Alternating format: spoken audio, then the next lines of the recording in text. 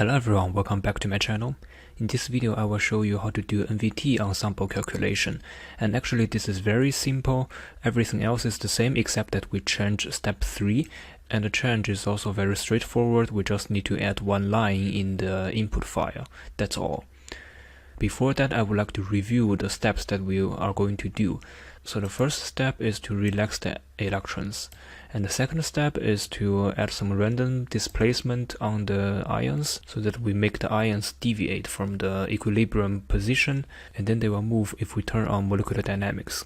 Then in the third step, rather than NVE calculation that we did last time, now we want to do NVT calculation, and I can show you what is the input file, and everything else is the same.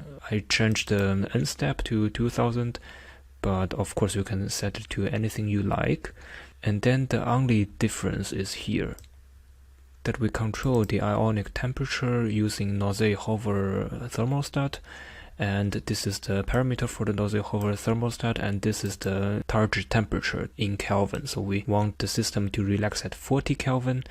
This parameter is very important. It means the oscillation frequency of the Noisy-Hover thermostat in the unit of terahertz, and typically it is around 10 to 100 terahertz.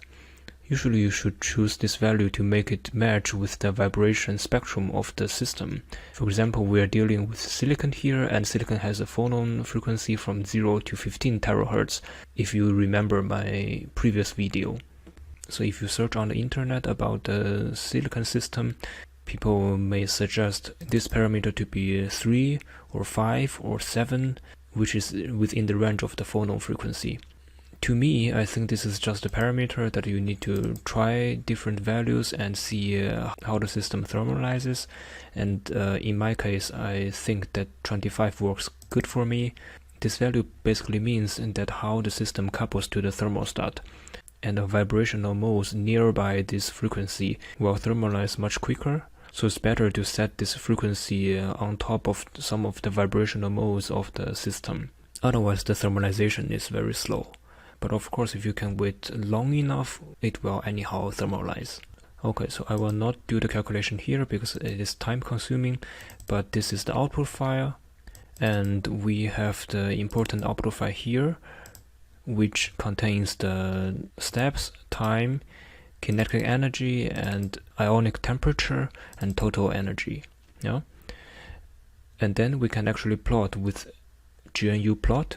So remember that this is the second column and this is the fifth column, and then what we want to do is to plot the fifth column against the second column, that is this one. So basically here it is a plot of the temperature in Kelvin versus the time in picosecond, and you see that the system thermalizes at 40 Kelvin, which is the temperature of the thermostat that we set. Remember that we used the same step 2 and step 1, and actually we used exactly the same displacement in step 2, 0.03.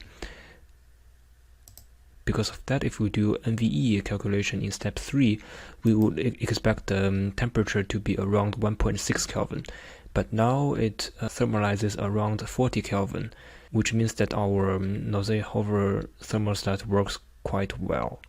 Okay. So in this video I have shown you how to do NVT ensemble calculation, which is easily done by adding this line to the third step.